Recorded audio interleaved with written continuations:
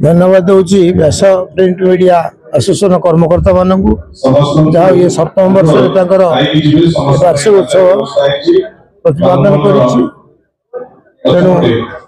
संघ को बचाई रखा एत दिन बहु कष्टर व्यापार विशेषकर सांबादिक मान कारण से केवल समाज दलित लांछित यही लोक पाखे विशेष संवाद परिवेषण होता है।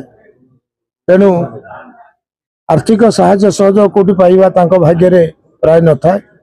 तेणु एत कष्ट सही से संघ को बचाई रखिंट 7 वर्ष पदार्पण कलानी ए संघ।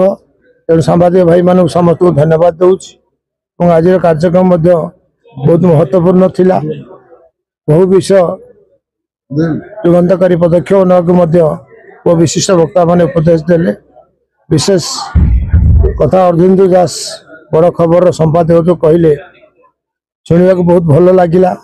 कार्य परिणत करने बहु कष्टर व्यापार। विशेष किसी कहूना ये धन्यवाद।